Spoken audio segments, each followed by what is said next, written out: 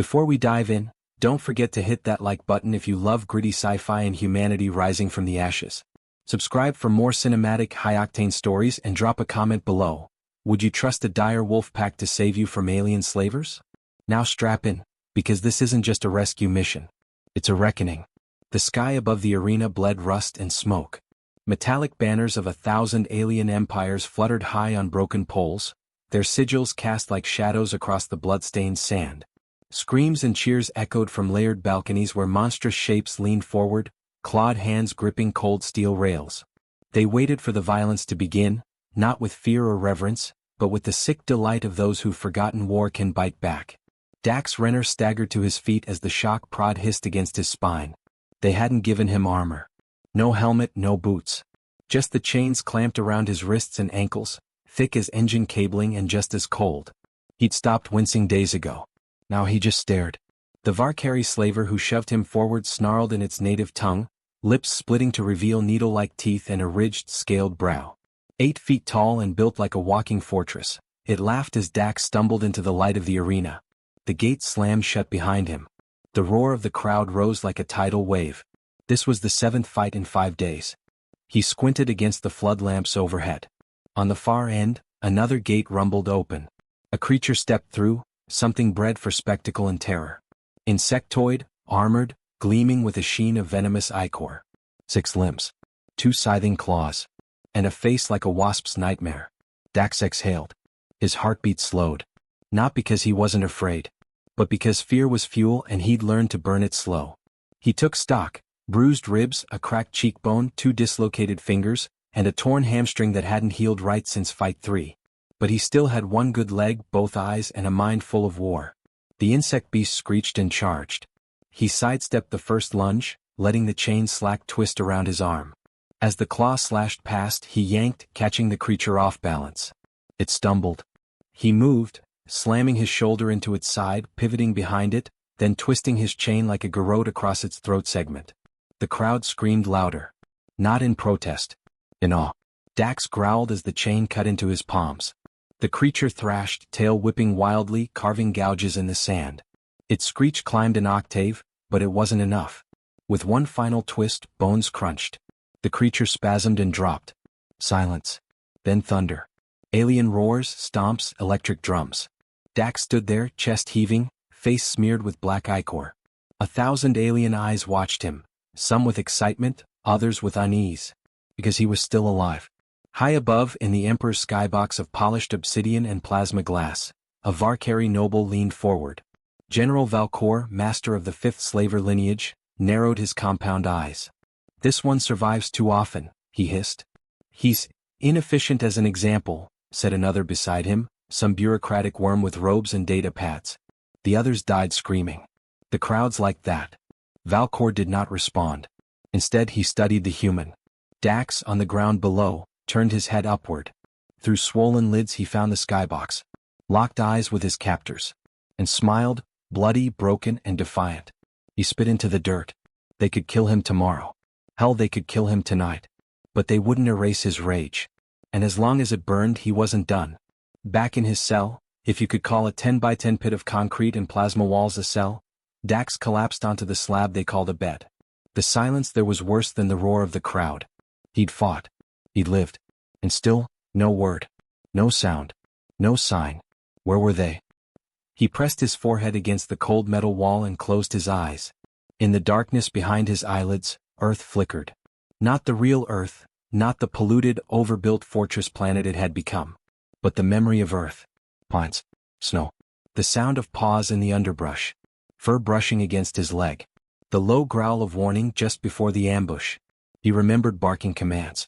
Snarled replies through synaptic bond. He remembered Fenrir. Dax's throat clenched. Not from grief, but from the cruel, creeping whisper of doubt. They'd been taken too, he was sure of it. The ambush had come without warning. One moment they were clearing a black site on Kalos 3, the next the sky erupted with a pulse that froze blood in midair. Stasis nets dropped from nowhere. His team disintegrated. His pack, tranquilized, seized, loaded into pods like cargo. And Dax, shocked into unconsciousness mid-roar. That was weeks ago. Maybe months. A scraping sound echoed from above. Meal rations. A synthetic block of nutrient mush clattered into the corner. Dax didn't move. They'd never understand it, the slavers. Not the power they toyed with. Not the bond. You don't cage a human and his wolves. You just buy time for your own funeral. High above, Valcor stood alone in the skybox, arms folded behind his back. He will break, he murmured. They all do. No, General, said a voice behind him. He turned, surprised. A young Varkari stood there, barely of age, wearing the robes of a scholar, not a soldier. I've studied the human's kind, the young one said, trembling. You mistake silence for submission. Their minds adapt. They remember. You are not breaking him. You are feeding his fire. Valcor sneered. And what would a hatchling know of war? The youth swallowed. Enough to know the legends of Earth's monsters are not metaphors. They trained wolves to fight beside them, modified them, bonded with them. Some say they do not speak aloud because their minds are linked to beasts more loyal than blood. Valcor turned away. Primitive superstition. The youth didn't answer, but his eyes lingered on the arena floor, where blood still glistened in the sand. In the cell, Dax sat upright. Something flickered behind his eyes. A noise? No, a sensation. A pulse. Not sound. Not light. A shiver in the neural quiet, like a whisper through bone. His heart stopped, then pounded.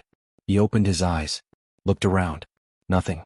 Just plasma walls, dirt and silence. But he'd felt it. A call. A howl on the edge of thought. For a moment, just a moment, he smiled. He laid back down, chaining his breathing into rhythm. Conserving energy. They thought today had been the showstopper. That he'd given them everything. But he hadn't even started. The fire had just been waiting for a spark. Tomorrow they'd throw something bigger at him. He knew the pattern now. Spectacle over sense. Fear over strategy. And that was their weakness. They were trying to break a soldier trained to survive failure. A man taught to weaponize pain. They didn't understand. He wasn't a man without a pack. He was a man before the pack returned. And when they did. He closed his eyes, lips twitching at the memory of snarling jaws and silver fur rippling through trees. His hands clenched slowly. When they did, no wall would stand. No chain would hold. The slavers would remember why humans stopped being prey. And why wolves never forget a scent. The cold was absolute. It didn't creep. It didn't bite. It ruled. Deep within the subterranean core of a Varkari research facility, where even the outer walls hadn't heard a scream in centuries, the silence broke. One pod flickered. A long coffin of glass and carbon steel, its biometric panel stuttered from green to amber. Then red. The stabilizers clicked once, twice and failed. Frost cracked along its edges. A black paw thudded against the inside. A deep, rumbling growl, muffled but rising in pitch, built from within. Alarms stayed silent. No one had thought to program them for this kind of awakening. The Varkari never expected their trophies to wake up uninvited. Inside the stasis chamber, the creature blinked once. Artificial retinas adjusted to darkness. Neural subroutines rebooted and scanned. The world came into focus not through sight, but scent, memory, pulse wave. The moment it identified its own heartbeat, it searched for another. It found it. The link flared, raw, unstable but unmistakable. Fenrir surged forward, his bulk slamming into the glass again. Sensors triggered an override. Mechanical arms detached the restraints on reflex, uncoordinated with the facility's security system. They'd assumed those arms would never be needed. The pod shattered. Glass sprayed across the steel floor like diamond shrapnel. A hulking, silver-furred form stepped out into the dark. 9 feet long, 5 at the shoulder, muscle wrapped in armor plating, reinforced bones, and a neural crown grafted directly into its skull. Fenrir, Alpha 5 of the Dire Integration Program, shook off the frost. His golden eyes gleamed. He was awake. And he was not alone. Rows of pods lined the chamber. Each identical. Each filled with another sleeping ghost of Earth's forgotten beasts. Rebuilt, reprogrammed, reborn. Fenrir padded forward, scenting each one. First was Kira. Then Bane. Then Lupo. Then Hayes. He growled a low-frequency signal through his neural implant. A command. A summons. Their pods lit amber, then red. Cracks raced down the glass. Ice hissed. Metal groaned. And then one by one the wolves emerged. Massive, armored, silent. Each carried memories not entirely their own. Each remembered Earth. Forests. The thrill of the hunt. The calm of the Alpha's voice. And each remembered the moment the sky tore open and they were stolen. They turned toward Fenrir, who stood at the center of the chamber like a star around which all gravity bent. He looked at them, and then looked beyond them. A door. The walls were thick, designed to contain stasis units in the event of meltdown. But nothing in this facility had been built to withstand 5 awakened warbeasts hunting their bonded human. Fenrir leapt. The door cracked on the first impact. It buckled on the second. By the third, it exploded outward in a screech of torn alloy. The wolves flooded through. Security systems lit up, finally aware of the anomaly. Sirens flared, lights flickered, and robotic guards skittered from wall hatches with stun rifles and containment foam. The first bot managed to lift its weapon before its torso disappeared under Fenrir's jaws. Kira darted past, flanking. Her claws screeched against the floor as she pounced, tearing through a laser drone mid-flight. Bane barreled forward, a battering ram of fur and steel, smashing a reinforced checkpoint in half. They didn't hesitate. They didn't coordinate. They moved with a single mind, instinct layered over code, bonded by a single, searing signal that pulsed like a heartbeat they all shared. Dax was alive. He was suffering. And someone would pay. On sublevel B, Commander Zexel of Varkari Research Authority jolted awake as the blast shutters sealed around his quarters.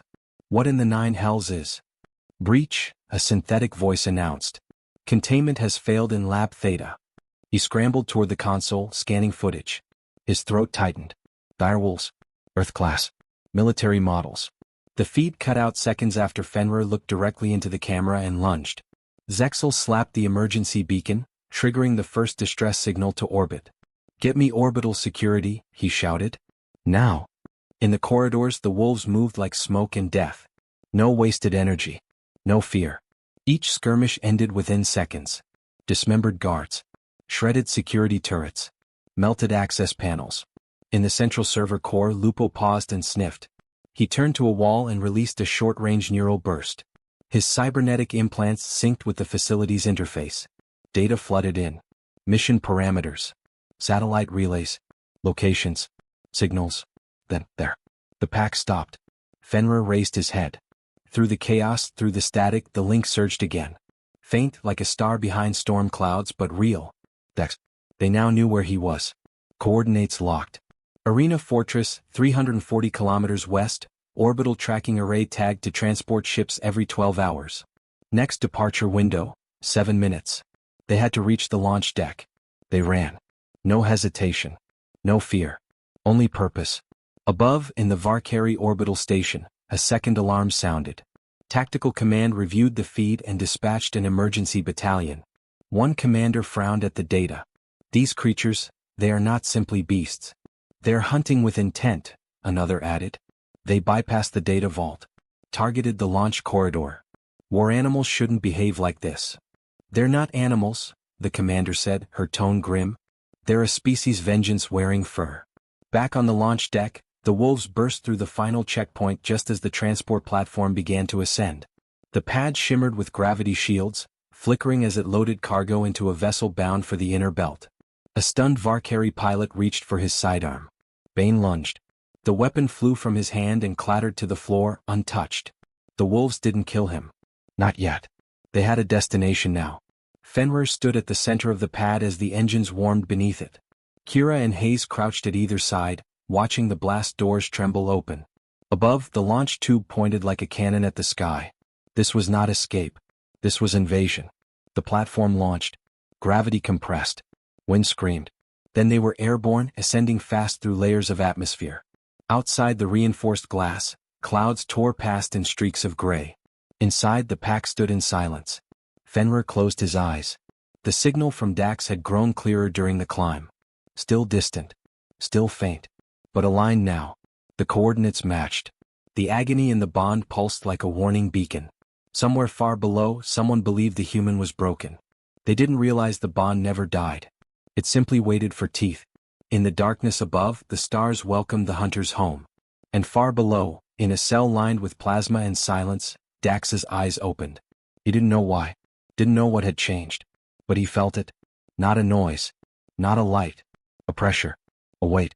Like a hand resting gently on his shoulder from 1,000 miles away. And behind it, the low sound of breath and growl and promise. They were coming. He sat up straighter, slower, wincing against the pull of injuries he no longer cared about. A Varkari guard outside his cell turned and sneered at him. "You'll die in that arena soon enough," the alien hissed. Dax didn't respond. But his smile returned. Something had shifted. The silence wasn't empty anymore. It was full of wolves. And they were close. The descent through the upper atmosphere was a blur of fire and gravity. The stolen Varkari transport shuddered violently as it punched through thick cloud cover, hull ablaze with friction. But inside the reinforced cargo bay, the direwolves didn't flinch. They crouched low, eyes steady, bodies braced. Machines might fear pressure, but they were forged in worse storms. Fenrir stood at the edge of the bay doors, staring at the holomap projected from the broken NAV core. The signal was stronger now. Pulsing. Rhythmic. Almost like a heartbeat guiding them from within the fortress ahead. He didn't need translation to understand what it meant. Dax was still alive. But not for much longer. They didn't have time to land quietly. Subtlety wasn't part of the plan anymore. As the fortress loomed in the distance, a black crown of alien metal rising from scorched stone, Fenrir bared his fangs. The others aligned beside him without a sound. Then the side doors blew. The wolves launched midair, riding momentum and instinct. They dropped like thunder onto the outer walls of the arena complex, claws raking sparks across the alloy plating. Alarms screamed, turrets snapped toward motion, and for a moment, the whole world held its breath. Then it exploded. Kira hit first, slamming into a sentry drone with a snarl, ripping the weaponized dome from its mount. Bane landed atop a patrol cruiser, crushing the cabin inward as startled Varkari guards scrambled to react. Haze vanished in a blur of gray, weaving through cover, slashing cables and sensors. Fenrir dropped last. His landing shattered the pavement, and within seconds his neural link hijacked the closest gate control. Doors hissed open. Systems flickered. Confusion spread like contagion. Within minutes, the perimeter was no longer secure. On the control deck, General Valcor stared at the live feed, his eyes wide with a rare emotion, disbelief. They made it here? They bypassed orbital detection? That transport was destroyed. Negative, barked a subordinate. It was hijacked mid-ascent. We believe they launched from within the Theta 9 facility. The wolves are not just wolves, Valcor muttered, finishing the sentence. He spun toward the command node and slammed his fist into the override terminal. Seal every inner gate. Deploy the shock troops. I want the human executed now before they reach him. They'll never make it past. They've made it this far, he snapped. Do not underestimate an Earthborn pack. Inside the arena complex, Dax sat chained in the preparation pit, half-shadowed beneath a flickering light panel. His arms hung limp, bruised and raw, wrists locked to a steel wall by plasma-anchored restraints. He could hear the arena above, could feel the vibration of crowds gathering, the anticipation building like pressure inside a sealed chamber. The guards were nervous. He could see it in the twitch of their fingers, the way their weapons hovered too long on his body. They'd heard something. He had too. The noise was faint, distant, buried beneath metal and static. But Dax had been a field operative long enough to know when the air changed. It carried heat. Tension. Set. It carried wolves. And they were inside. He didn't smile this time. That moment had passed. Now he waited. Down in the fortress lower tunnels, Fenrir and the others raced against time and metal. The Varkari had finally reacted with appropriate terror, deploying shock units, heavy mechs, and even gravitic mines that floated inches off the ground like invisible wasps. But they'd miscalculated again. These weren't creatures of instinct. They were tacticians. Bane took the lead through the tunnel junctions, absorbing the brunt of fire and force. His armor burned and cracked, but his gait never faltered. Behind him, Lupo surged ahead, bypassing access points and hacking into surveillance feeds with short, silent pulses from his cybercrown. Kira coordinated their routes with surgical precision. She redirected Haze to flank and erase resistance, not to kill but to disarm, fast and merciless. Their objective wasn't vengeance. It was extraction. Dax's location resolved fully at last. Subsector Gamma. Arena prep level. 40 meters below the main Coliseum.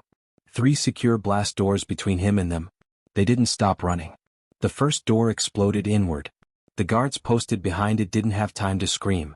The second was reinforced with energy shielding. Fenrir leapt through it. Not around. Not past. Through. The shield buckled around his plated shoulders and dissolved in a flash of heat and feedback. Dax opened his eyes at the sound of it. The corridor outside his holding cell glowed red. Sirens cut through stone and steel. Plasma turrets dropped from the ceiling. Soldiers shouted. And then came the silence. The kind that follows certainty. A growl rolled down the hall. Not mechanical. Not amplified. Pure. It echoed like the earth itself had remembered something terrible. Dax stood. The chains at his wrists trembled. He didn't know how they found him. He didn't know how many walls they'd torn down. But he knew this: if Fenrir was here, then the rest were too. And if the pack had come, then there were no chains strong enough. The guards moved to open fire. Dax ducked, and the walls behind them caved in. Fenrir hit like a meteor, his body a blur of silver and red. One swipe of his claws sent the first Valkyrie crashing into the far wall. Another dropped before it could scream. Kira followed, flanking. Her body moved like smoke and lightning. Dax didn't watch the violence. He turned to the wall behind him. The chains hissed and cracked. The plasma anchors flickered. And then, gone. The restraint system collapsed just as Hayes swiped a claw across the power couplings, frying the last of the containment grid. Dax stumbled forward, knees shaky, heart pounding. Then he looked up. Fenrir stood inches away. The massive beast leaned close. His breath was hot, rhythmic, familiar. His golden eyes locked onto Dax's. And in that moment, nothing else existed. Not the war. Not the prison. Not the aliens. Just the man. And his pack. "You took your damn time," Dax rasped. Fenrir nudged him once, gently. Dax grabbed a weapon from a fallen guard, standard issue Valkyrie pulse rifle. It felt wrong in his hands. Foreign. But he didn't care. Behind him, the rest of the pack formed a loose perimeter. They weren't done. Not yet. The speakers crackled. Valkor's voice slithered through the air. "You think you've escaped, human? You've only bought seconds. The arena will bury you all. We are Legion. You are 5. Stand down." Dax raised the rifle. "I've never been good at math." He turned toward the stairwell leading to the arena floor. Above them, thousands of aliens gathered to witness a slaughter. They would get one. Just not the one they expected. The arena was vast, an inverted bowl of jagged black stone carved into the heart of a shattered moon. Artificial gravity held the air taut, heavy with heat and the reek of blood. Thousands of Valkyrie citizens filled the tiered obsidian stands, eyes glimmering behind ornate war masks. They chanted in rhythmic pulses, eager to see Earth's last relic torn apart. A single gate yawned open beneath the Colosseum floor. From the darkness, 5 shapes emerged, low, massive, gleaming with battle scars and frost-kissed armor. Behind them, a man stepped forward into the spotlight. Dex. His body bore the cost of torture and survival, his posture straight but edged with exhaustion. Blood dried on his cheek and the stolen rifle trembled slightly in his hands. Yet in his eyes burned something the audience didn't understand. Not rage. Not vengeance. Purpose. The crowd didn't cheer. They went silent. They saw the wolves, and for the first time in centuries the Valkyrie knew fear. High above, General Valkor stood in the royal viewing box beside the Exarch of Chains. He gritted his mandibles as the humans and beasts took the field. "They made it," the Exarch said softly. "How amusing." Valkor slammed his fist onto the panel. "This ends now." The arena floor shifted with a mechanical hiss. Spiked panels slid aside, revealing 10 armored war champions, 8 Valkyrie, 2 hybrid constructs twice the size of Dax. Enhanced, drugged, engineered to kill. The signal sounded. The fight began. Bane charged first, crashing into the nearest Valkyrie gladiator with a roar that shook the arena walls.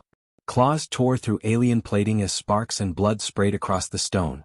Hayes darted left, using her speed to tear through the construct's knee joints, sending the massive thing toppling before it could lock its targeting array. Dax stayed behind them, watching for openings, conserving energy. He wasn't the strongest anymore, but he was the smartest. His bond with the wolves wasn't control. It was trust. A second construct lumbered forward, plasma blades whirring to life. It moved like a tank, but Fenrir was already there. The alpha wolf leapt, teeth flashing. The blade nicked his flank, but he drove forward anyway, smashing into the thing's face. The construct fell, writhing, blinded and howling. Kira coordinated their movements, her body flowing like a dancer's, guiding the pack without sound. She ducked under a spear, slashed a tendon, then flipped over a fallen enemy to land beside Dax. "They're watching," he said, glancing toward the viewing box. She growled low, barely audible. He understood. Let them watch. Let them see what unity looked like. The wolves were not weapons. They were family. And family fights together. A Valkyrie champion surged at Dax, roaring in broken Terran. "You die slow, human." Dax rolled left, dodging the cleaver.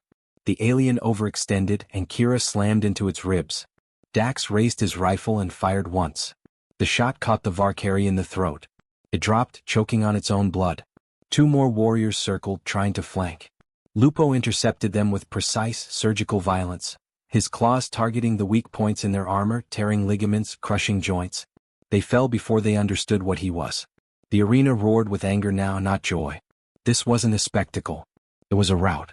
The Valkyrie elites hadn't expected resistance. They'd expected execution. A symbolic humiliation. What they got instead was a primal reminder of why Earth had once terrified the galaxy. Another champion lunged for Hayes, but she vanished into a blur, reappearing behind him to slice the rebreather from his back. He choked, staggered, and was silenced by Bane's massive jaws. Only one enemy remained now, the final construct, twice the height of a man, its limbs covered in reactive armor, face hidden beneath a mask of fused bone and metal. It roared, voice distorted by modulated pain. Dax stared at it. "No more cages," he muttered. He stepped forward, ignoring Kira's warning snarl. The construct moved faster than expected, swinging a fist large enough to crush bone. Dax ducked the first blow, slid beneath the second, and fired point blank into the thing's leg. Sparks burst. The joint gave out. Then Fenrir hit it. The collision cracked the arena floor. Man and wolf fought side by side. Dax rolled, fired again. Fenrir tore at the construct's chest, ripping wires and pistons from the core. Together they brought it down. The silence that followed was deafening. The crowd didn't cheer. They didn't chant. They watched. Some in awe, others in terror. In the royal box, Valkor turned to the Exarch. "We kill them all.